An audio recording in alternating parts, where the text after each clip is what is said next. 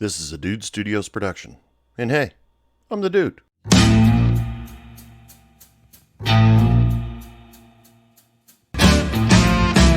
Hey bartender, pass me a drink. A reason that I'm here is I need time to think. Welcome back to Hey Bartender Podcast. I'm your bartender for the evening. You can call me the dude or you can call me Anthony if you're good with names. How's everybody doing? It is Saturday night and it's weather's a little schizophrenic where I'm at. I don't know what's going on anywhere else in the world. Kind of sheltered out here. I live out in, like was once said by a master of the Jedi arts, if there's a bright side of the universe, you're on the planet that is farthest from. West Texas. Ain't much going on in West Texas. But hope everybody out there is doing all right. And so, once we get all these pleasantries out of the way, let's get started with today's drink special. Pulled this off Instagram from a profile named Let's Turn Up. Whoever does this calls it the Drunk Gator. How you make the Drunk Gator is 1 ounce white rum, 1 ounce gin, half ounce blue curacao, and 2 ounces of orange juice. Looks like it'd be a good one that you throw in your shaker, shake the shit out of it, and pour it in a bucket full of ice. And, it looks like it'd be a nice, refreshing drink, especially we're coming up on the springtime here, ladies and gentlemen. And, you need something that keep you cool, keep you in a good mood. Garnish it and, make it look, summer-like type of thing. This guy uses a cherry and either a lemon or an orange. The picture's kind of weirding me out. So, no, it's definitely a lemon. But don't worry, if you want to see what it looks like, I will put a picture of it up on Instagram when I post this new podcast for you guys. And, hey, check it out. A little bit later on in the show, we're going to be listening to a single called Teenage Insurrection from Rod Hawkins and the Do Good Assassins. So, stick around for that. By the way, I can't wait. I got to say something about it right now. This episode of Hey Bartender Podcast is brought to you by Diageo Bar Academy. I'll be talking a little bit more about that in a little bit later on in the episode. But I am thrilled right now that I've got somebody that's sponsoring, even if it's for a few episodes for a short period of time. I'm just thrilled that I'm able to be able to get a sponsor and be able to bring some new information or new product out to you people.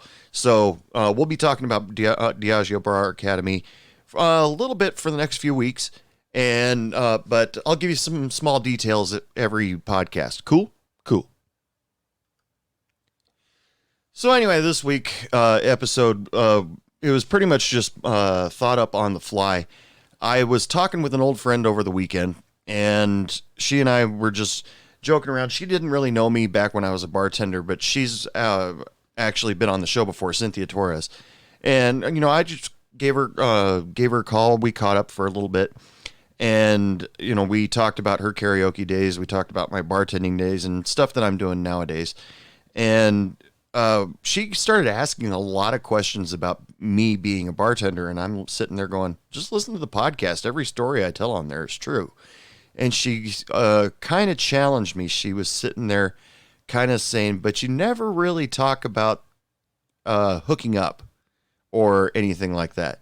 And I said, well, there's really not to talk about. She's like, what are you talking about? And it's bartenders hook up all the time. And I said, well, I didn't really. Because I was really shy. I know there were girls that were really friendly to me, but it never crossed my mind that they might be interested in me in any other way other than, hey, you're a cool bartender. If you ask my friend Shannon, she would totally tell you guys that in order for a girl to let me know that she likes me, she'd have to hit me over the head with a 2x4. And, I'm going to invite Shannon back here pretty soon. So I'll get her to confirm that so you guys know I'm not lying. But Cynthia was actually making fun of me a little bit because she's known me long enough. She knows I get nervous around women. And try to hide the fact that my hands are shaking or stay quiet so I don't say something stupid. And she's only realized these things only recently.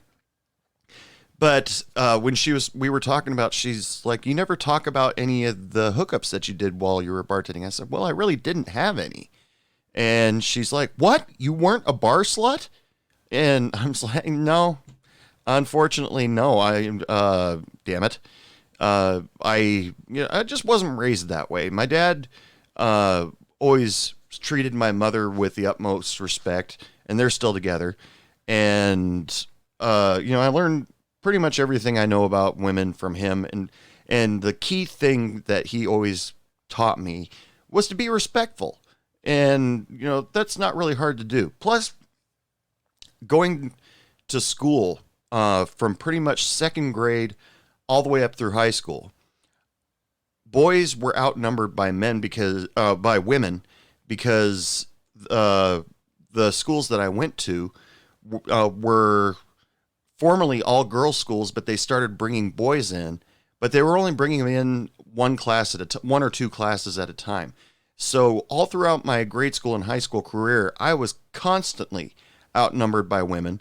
And so the idea of being sexist or only men can do that, maybe it crossed my mind a little bit here and there. I honestly don't remember. I'm just covering all my bases here.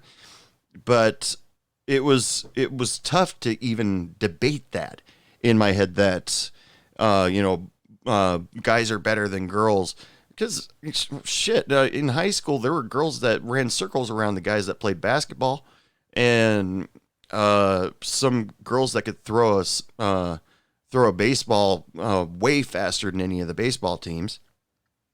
Women that were smarter, women that worked harder. It was being sexist really didn't ever pop into my head just because I had witnessed in great numbers what women can do. But I'm not saying that I was surrounded by really tough women all the time. And I mean, they were all very feminine. They were, and they respected the guys for the most part, but we were easily ignorable, just because there were so few of us. So, when there's honestly my, freshman year in high school, it was a class of 75 and only 18 guys.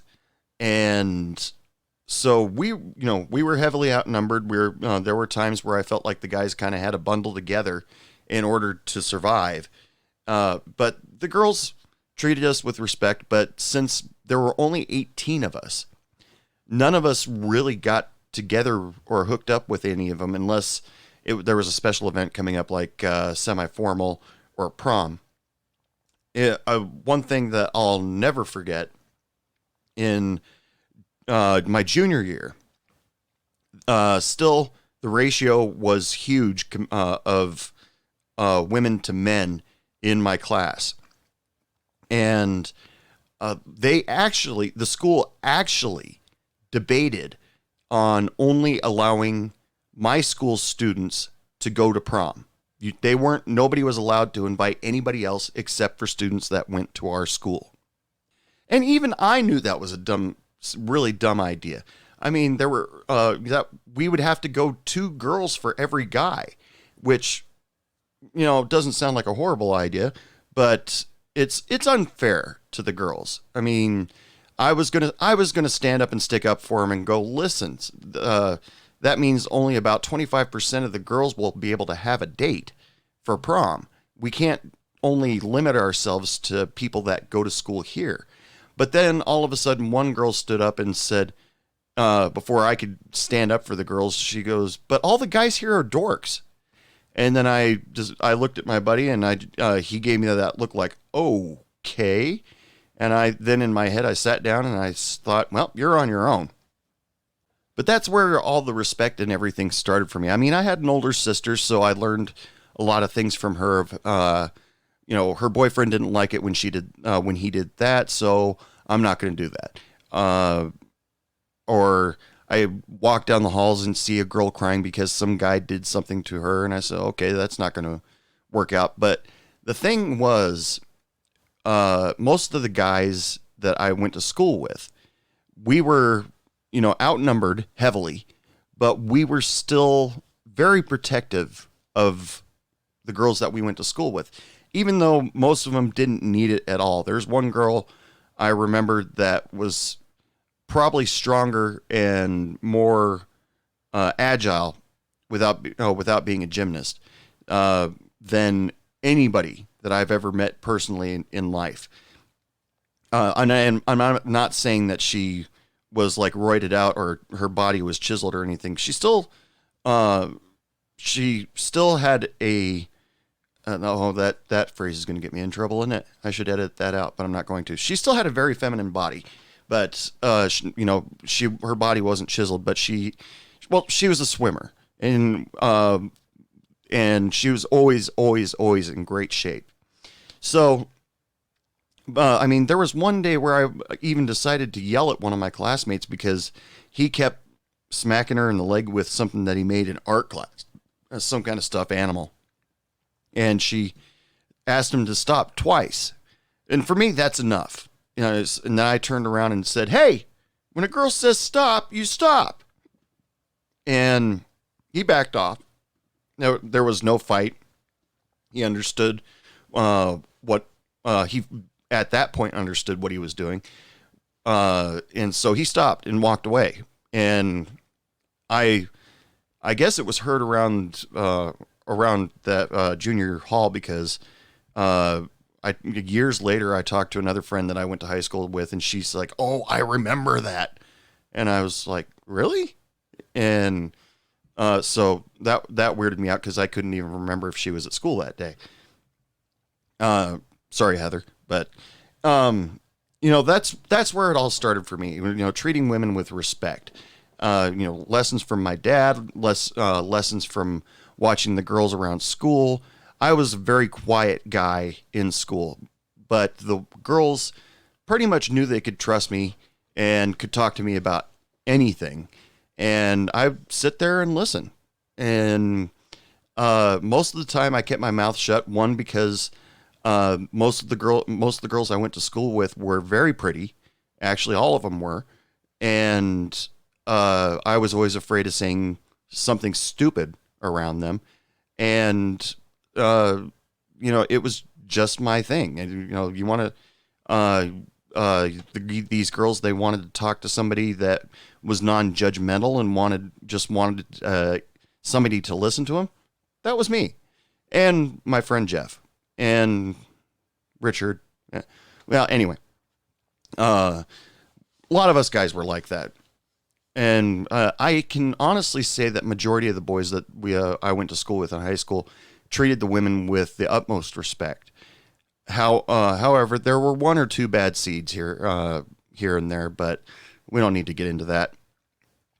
So, years later, after getting unceremoniously asked to leave high school and realizing that college really, because I left high school, got my GED, and studied audio production for a little while, went to community college, and then started debating, is school really for me? Because I'm having a hard time paying attention.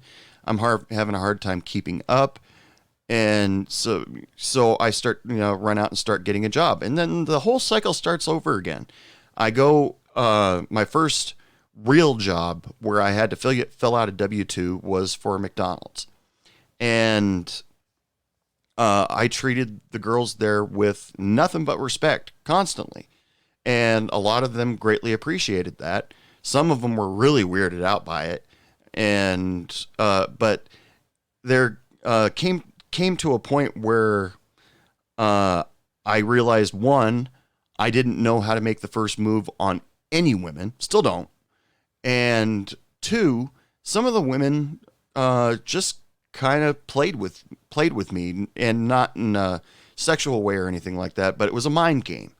And so it became really difficult for me to think that I could possibly date anybody. There was one girl who I completely blew it with.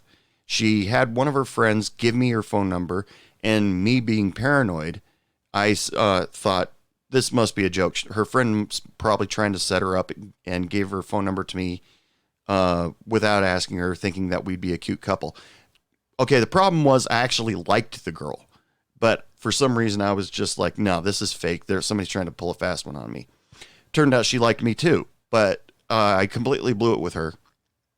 I can think,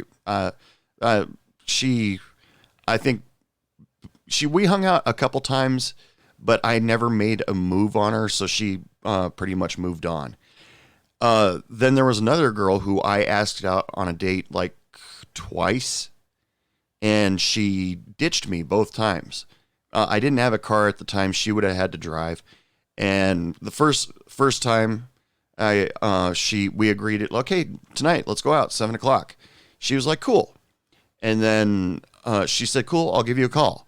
And then 7:00 came, 7:00 went, and I changed my clothes back to my, regular, how I dress regularly. And I watched TV all night. And then the next week I see her and she goes, oh, I'm so sorry. I had something to do that night. Let's try again this weekend. What do you say tonight, 7:00? And I said, sure, why not? Sounds like fun. And that night I didn't even change. I was in shorts, a ratty t-shirt, watching Star Trek. And my dad would come up to me and he goes, didn't you say you had a date tonight? And I said, yeah, but she's going to ditch me. And he's like, how do you know? And I said, she did last time. And then 7:00 came, 7:00 went, and my dad showed pity on me. And I was just like, yeah, I was expecting that. She tried that a couple more times, but eventually I lost interest. I was like, this is stupid.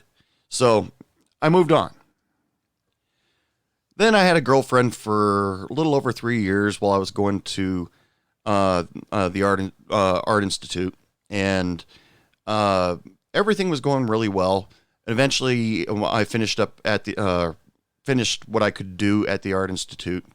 Once again, school was just a little bit too much for me, especially since college students or vocational school students most of them live pretty much under the poverty line.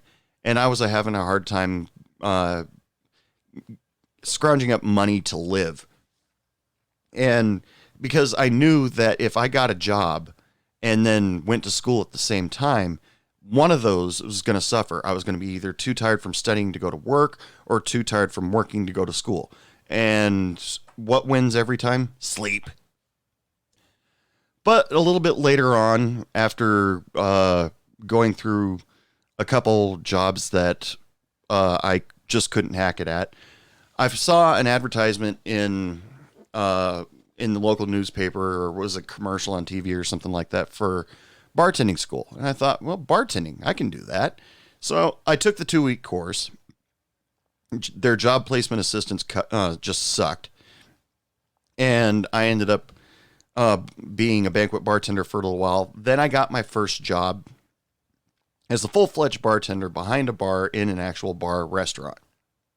And when I first got there, it was, a huge culture shock, first of all, because there were tons of people and I was just slinging drinks as fast as I could.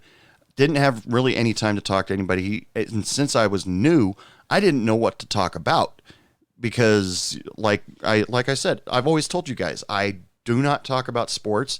And then all of a sudden there's two guys sitting at my bar, one with the Seahawks basically uniform, but it was Seahawks parka, Seahawks pants, Seahawks baseball jacket with a Seahawks watch. And then there was a guy dressed exactly the same, but Cowboys.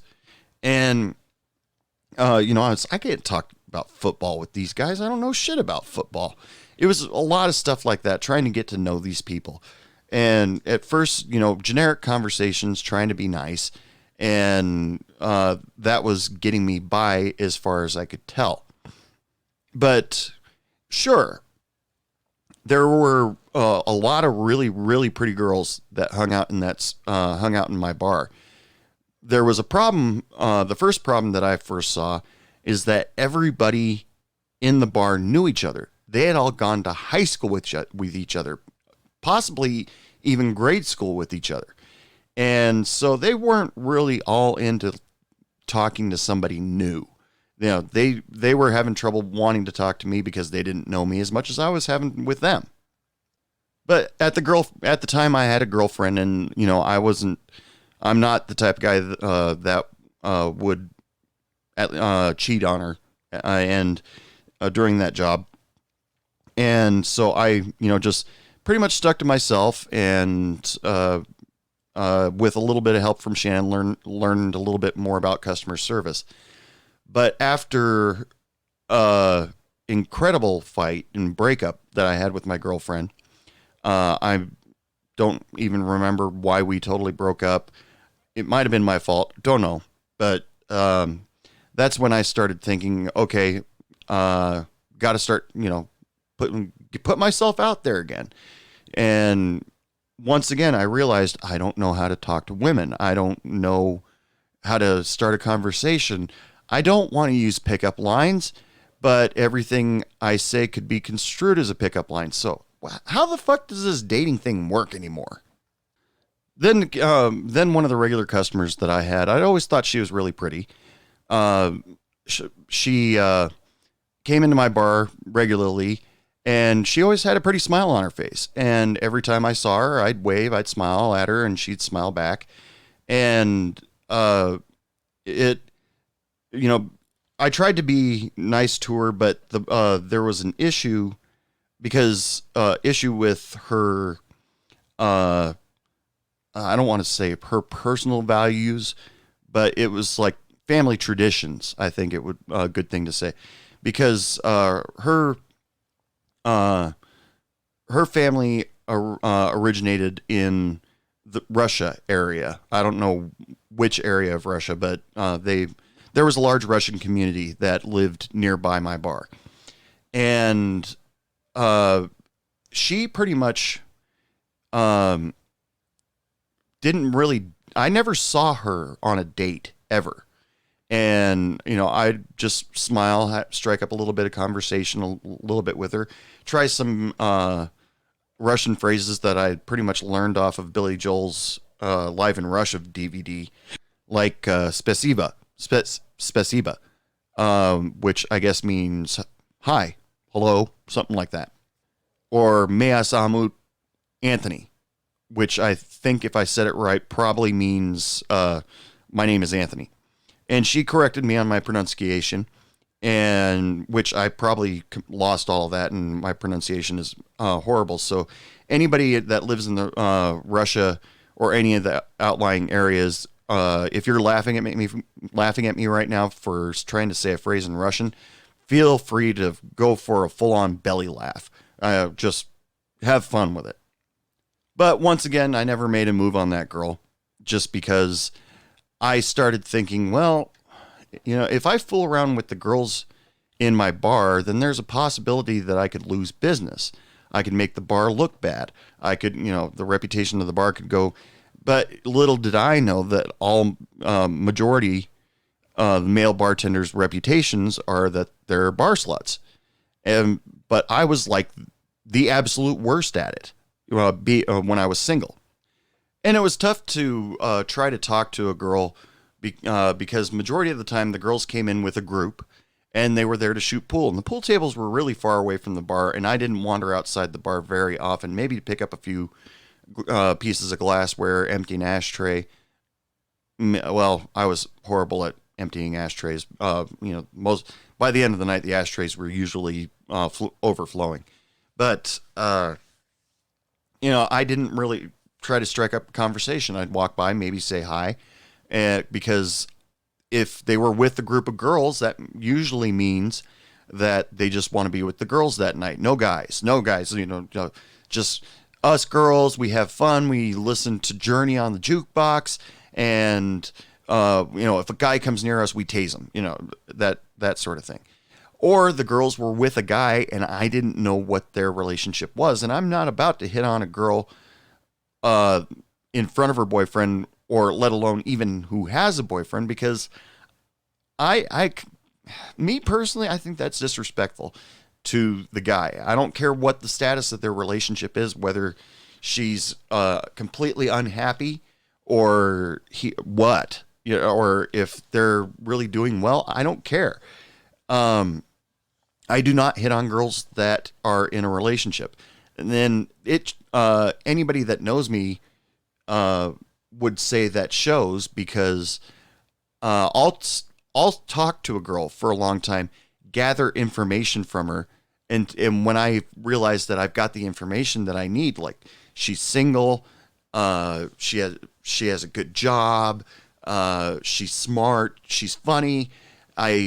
Once I get all that information, then I start to give a few subtle hints. Tell them that they're pretty. Tell them, pretty was pretty generic. They look great that night because they're better. Because there were times where I'd see these girls coming in their work uniforms, then all of a sudden they dress up to go out on a Thursday night, and they look incredible.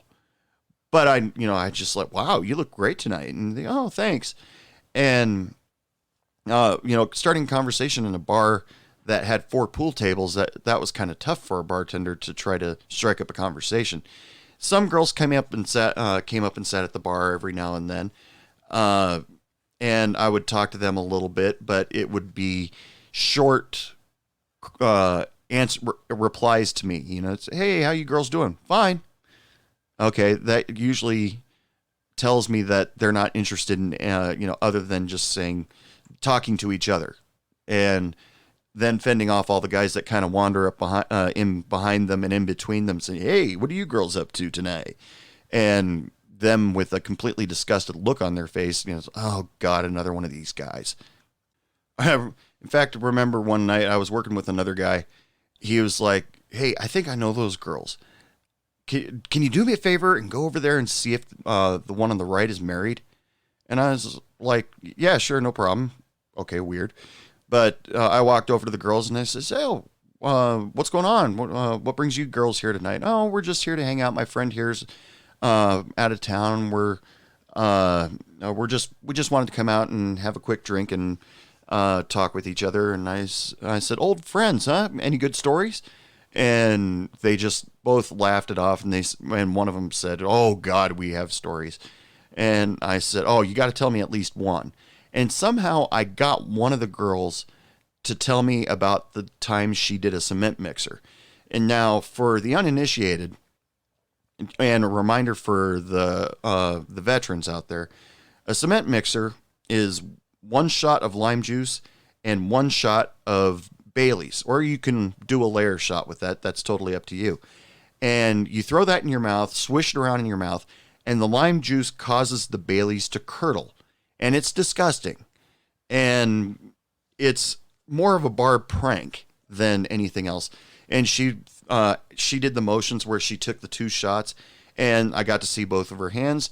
No rings on either one of them. My mission accomplished. I went and told the guy that asked, and he didn't do anything. He didn't try to hit on him, or it was just pretty. I think he was, after I let him off his shift, because he was a server, I let him off at 9:00. And I think he's just tried to stay within eye shot and give off the vibe, and show off the goods, make them want to come to him or something like that. Never happened. They showed absolutely no interest in him. But one night took me for a real shock, because I had these 2 girls that worked in a nearby corporate restaurant, and they came in to see me, I think. Maybe. I'm not arrogant enough to think, yeah, definitely they came in to see me because cacao, look at this. But no, I can't. I feel bad for even saying that right now. But they'd come in and they sit at the bar and talk with me. We'd have a good time. But there were times where one of them, cute girl, short, blonde, curly hair, beautiful blue eyes, curvy, but she got a little tipsy and decided She wanted to kiss me. She's, Anthony, come here. And I go, yeah, what's up? And she grabbed me by the shirt and pulled me over for a kiss. And as nice as it was, I felt the need to pull away from her just because, I felt bad. She was drunk and I didn't want to feel like I was taking advantage of a girl like that. So, that's how stupid I am around women. I probably had a huge, big fucking neon sign for an opportunity right then and there to get laid that night. But I didn't take it because she was too drunk. And I don't want to be that drunken mistake where she wakes up the next morning, turns over, sees me there and goes, oh God, what happened last night? That would completely kill my self-esteem. And I don't want to have that uncomfortable moment where she goes, okay, so, yeah, I got to get to work, so I'm going to go get ready so you can leave whenever you want, and, I'll see you another time, and, bye. And then the door slams, and then she, plants her back up against the wall, rolls her eyes over her head, and says, oh, God.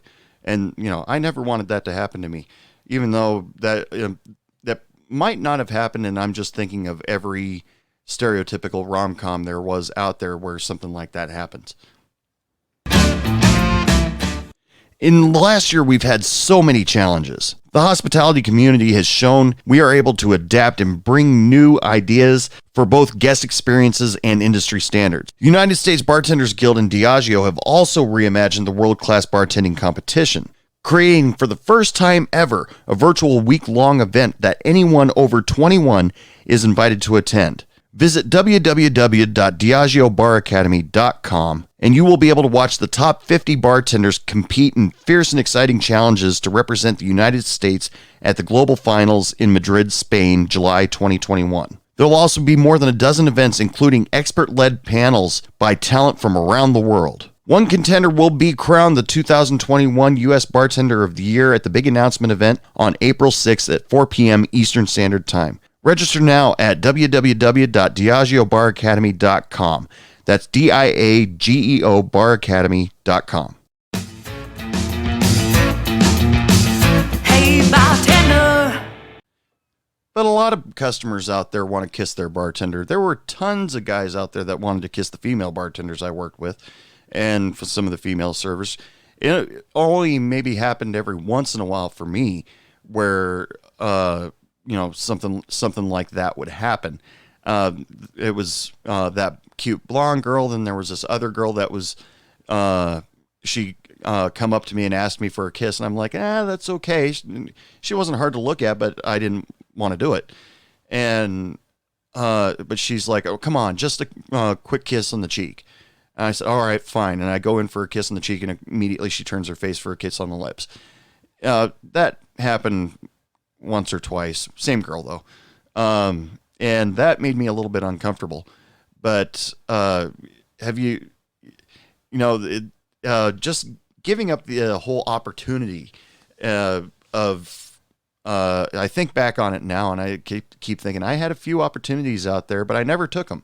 I was in relationships, part of my bartending career, but I never, where it was just the drunken girl that just all of a sudden just grabs a hold of me, and I got nervous about that sort of thing.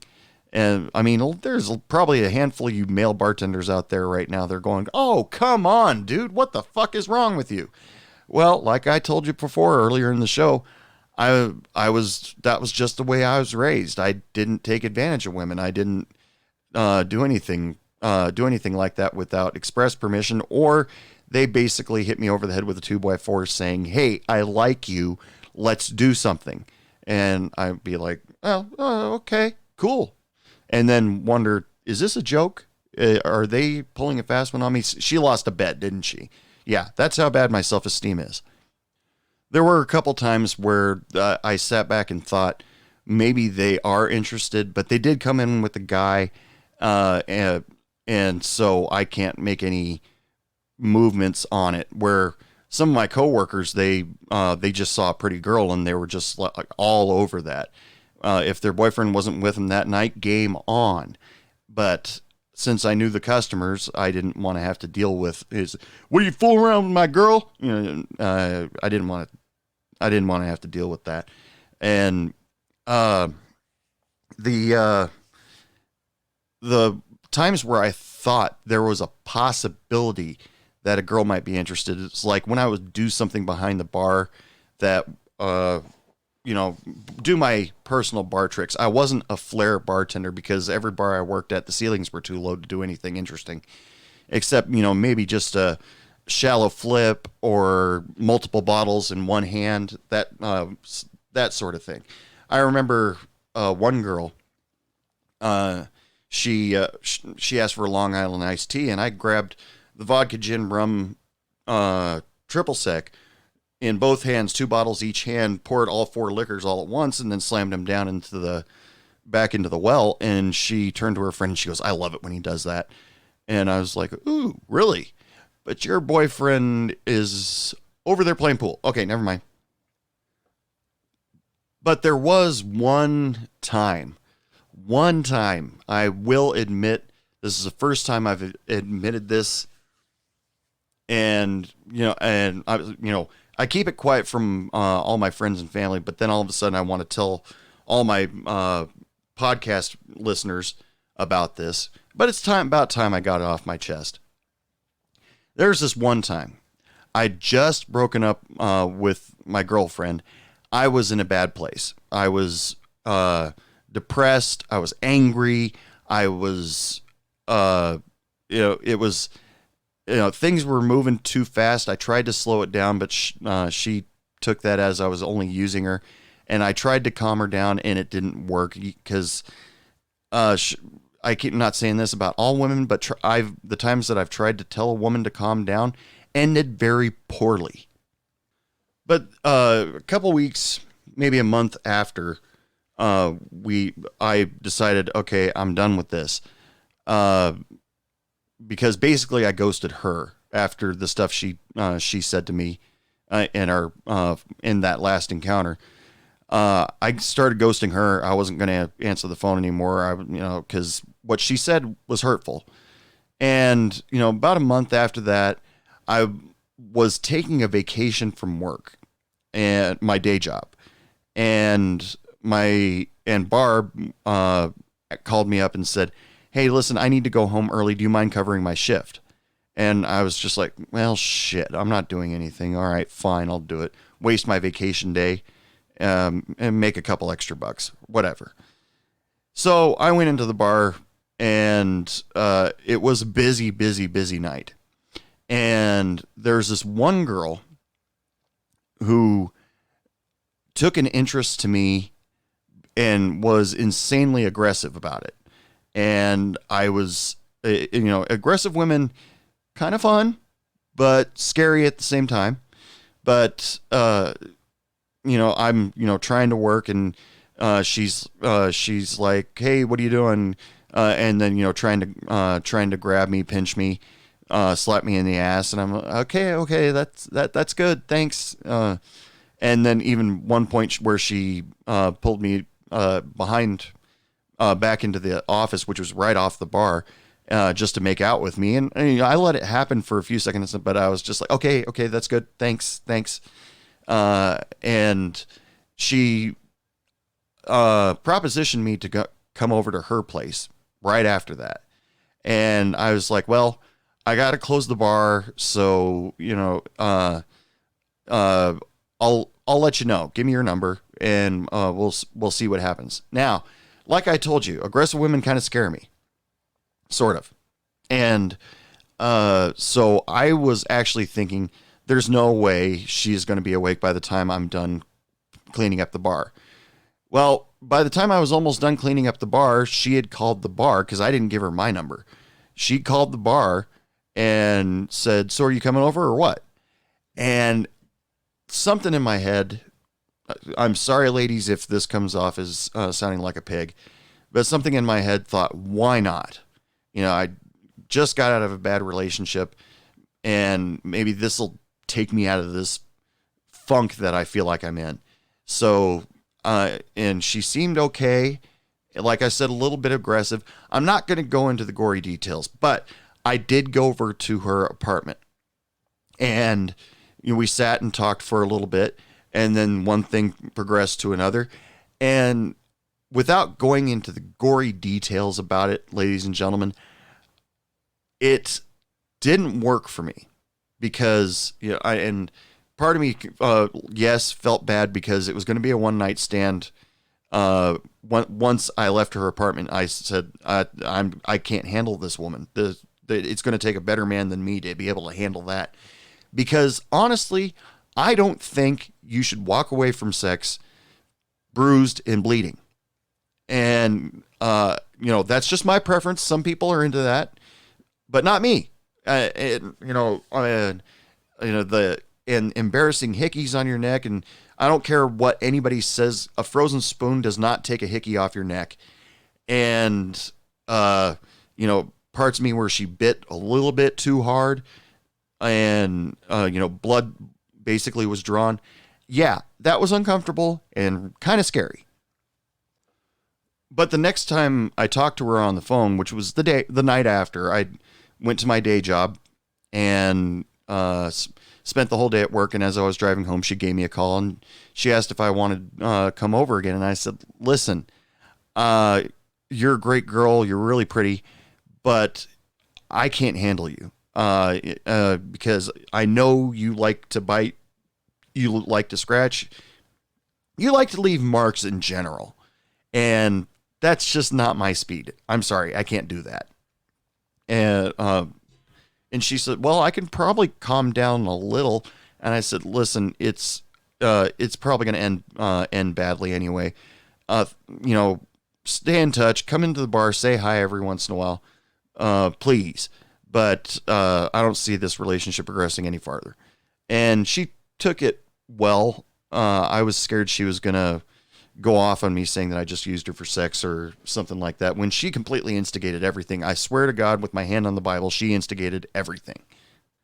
But the point is, she understood. I don't want to say I let her down easy, because that makes it sound like yeah, she's going to be wanting this later. And no, I don't think like that.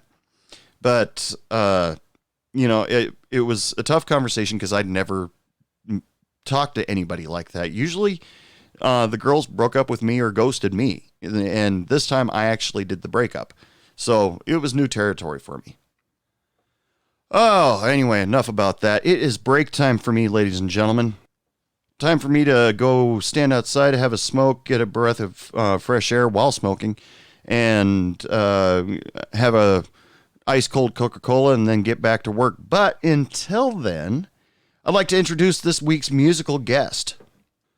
Coming to us from Ontario, Toronto, from their album 246, this is Rod Hawkins and the Do Good Assassins with their single Teenage Insurrection. That's on tape. Yeah. Oh, what? You're recording? 1, 2.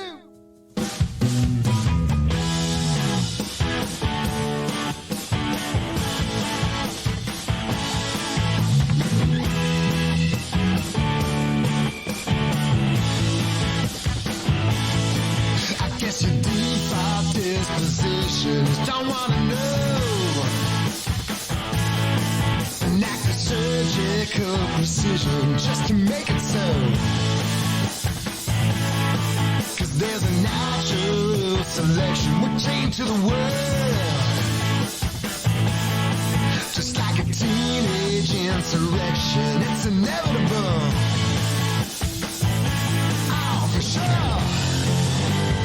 So put your back in it. Every idle minute is a murdered one. 'Cause when hesitation's the bullet, procrastination's the gun. 5, 3, 2, 1.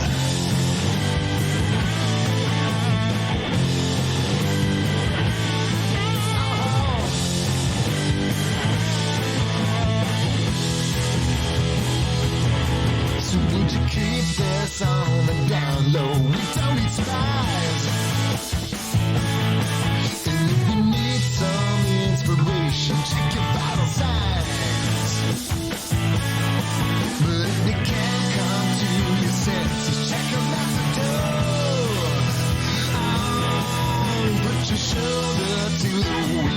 Did you think it was fun?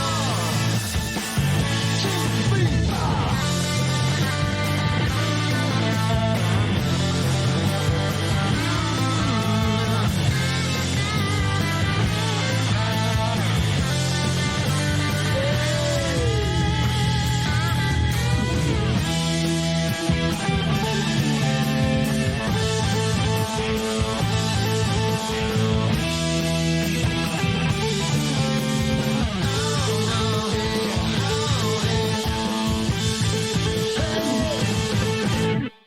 From their album 246, that was Rod Hawkins and the Duke Good Assassins with their single Teenage Insurrection. If you want to find out more about them, head on over to bandcamp.com. You can listen to more of their music or check out some other stuff that you might like. They've got all sorts of music out there sorted by genre that you can go in and you're bound to find something you like. I'm always finding great stuff to have on this show. So, once again, that was Rod Hawkins and the Do Good Assassins. Go check them out on bandcamp.com. You want to know how nice of a guy I am? This is how nice of a guy I am. It doesn't happen that much anymore. In fact, I won't let it happen. It's probably one of the reasons why I keep a lot of people at arm's length. But, mostly because of social anxiety. Anyway, there's this one girl I met in the bar. She was really nice, pretty, and I didn't know a whole lot about her, but she and I ended up becoming somewhat friends, and friends with benefits. Yes, I will admit it. We were friends with benefits, and after a while,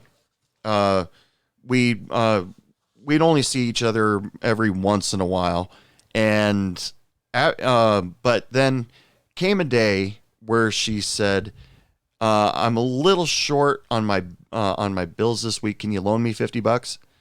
And I had a day job and I was bartending.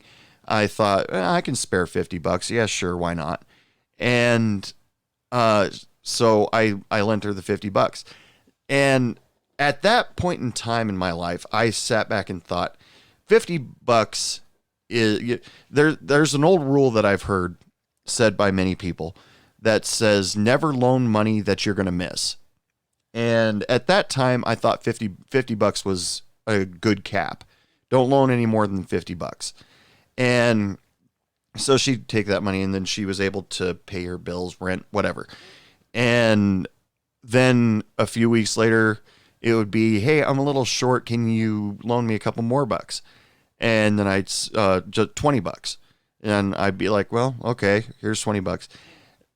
Over time, I started realizing there was a point in time where I didn't see her because she moved to a different town, or I moved to a different town. And, we still see each other when I go home for the holiday, and we'd go hang out for a little bit, and then all of a sudden the question came up, hey, listen, I'm having a lot of trouble this Christmas season. I could really use some help. Do you mind if I borrow $200? And of course, me saying, well, it's fucking Christmas, so all right, why not? And she, oh, thank God, now I can go out and buy Christmas presents for my son. You saved my ass. And I said, yeah, that's all right. Consider that $200 a Christmas present from me. And she was like, oh, thank you so much. And she kept asking for more and more money. And I eventually got to the point where I was like, you say borrow all the time. Can I borrow $50? Can I borrow $25? Can I borrow $150? I haven't seen any of that money back. And we've known each other for how long now? And she said, yeah, I know, but I'm just trying to, get things together and, try to, and I'll pay you back. It won't be all at once, but I'll pay you back eventually. Just, keep track. And then one day I sat back and I started thinking about it. And I said, every time she calls me now, she's asking for money. She never calls, hey, how you doing? actually, it wasn't even a phone call. It was a text message. She never texted me, hey, how you doing? We never had a conversation on the telephone. And then I started realizing, I read through the text messages that she and I throw back and forth. And every time she instigated a conversation, it usually was me that instigated the conversation. Every time she'd text me was, I'm short on cash this week. Can you loan me some money? And I thought, well, Christ, in the time that I've known her, how much money have I loaned her? And plus or minus a few bucks, I started realizing I've lent her like $2,500.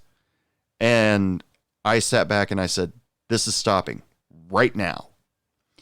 And so I took, next time she texts me, instead of telling her, no, I'm not going to lend you money anymore, I actually took the chicken shit way out and said, oh, I'm really short on cash myself this week. I can't. I'm so sorry.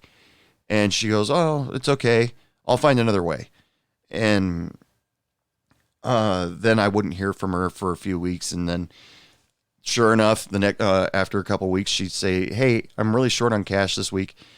Can I borrow some money to pay for my cell phone? And I said, I'm really short too. I'm having some financial issues. I can't do it. Once again, took the chicken shit way out. And she said, oh, okay, that's totally cool. I understand. And so eventually, she stopped texting me for a little while. The next time she asked me for money, I didn't text her back.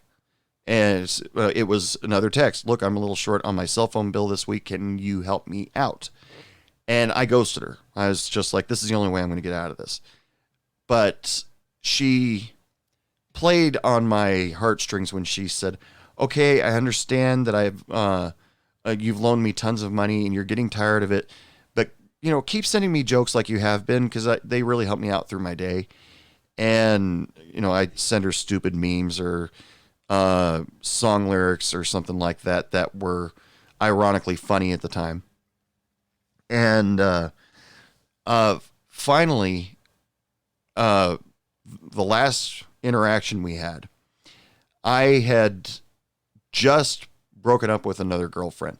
I don't even know if it would be considered a girlfriend, because we never made it official. We never changed our Facebook status. I never met her friends. She never met any of mine. And, but I just broke up with somebody, and, all of a sudden she comes out of nowhere, and she's like, I happened to be in Oregon at the time. And she said, she noticed from a Facebook post that I put up that it said that I was in the Portland area. And she said, I didn't know you were in town. Why didn't you tell me? And it's, well, I've, been really busy. Well, then she said, well, we should hang out. Well, when are you free? And I said, well, I'm at work training right now, and I don't know when I'm going to have much time because I got a lot of studying I got to do, fearing the question that was just about to come up. And like reminder, she and I had been friends since I was a bartender, which had been a long time by this point. And, I'm sitting there, I'm having anxiety attacks because of the breakup. I'm depressed. I'm just having all sorts of problems. And then I said, okay, listen, if I have time this week, because, I'll be at school this day and I'm going to be hanging out with my family this day. I gave her my schedule, and she's like, okay, totally cool. Just let me know when you're free. And then not a half hour later, she sent me a text message that said, hey, listen, I'm a little bit short on rent this week. Can you lend me $150?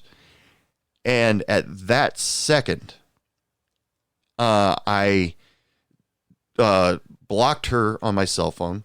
I blocked her on social media. I deleted her from my cell phone so there would be no temptation to ever call her or send her a text message. And I erased everything because I was tired of it. I was unable to say no to this girl. Just flat out no. Stop borrowing money from me. And I'd had enough. And I figured that was going to be the only way out. It was just just cut her off completely. And I'm sure if, like I said, she and I were just friends with benefits. We never met each other's friends. And for a long time too. That's weird. But I'm sure my friends would have told me a couple $1,000s ago, completely cut her off because she's just using you for money. But I did it all on my own. I just sat back and said, enough. Probably the breakup that I had with the girl that I had just been dating had a lot to do with it. Because I really hadn't seen the other girl that was borrowing money from me for months. Because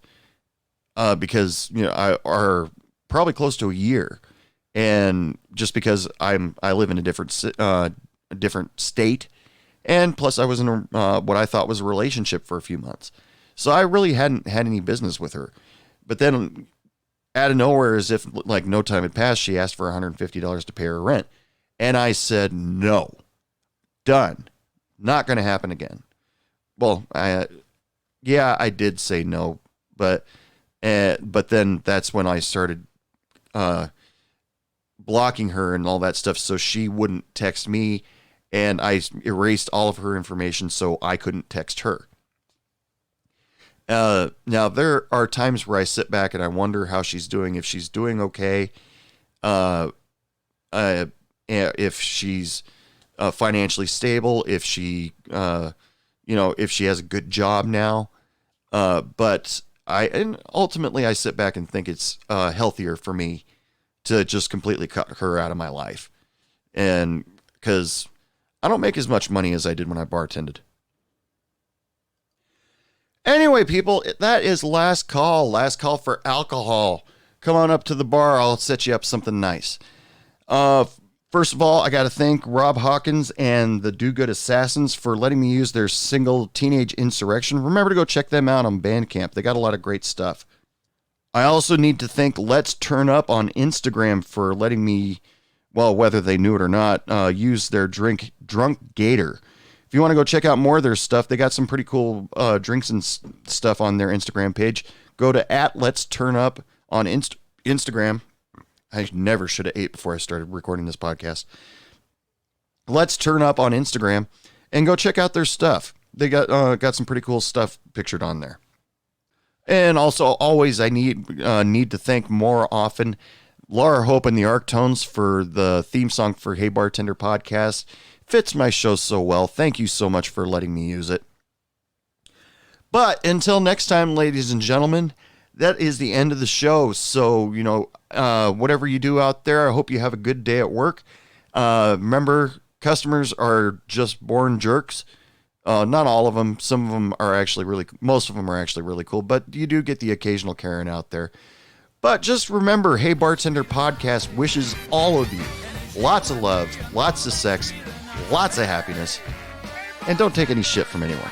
Good night. I think I need another drink. What do you mean it's last call? I just got here.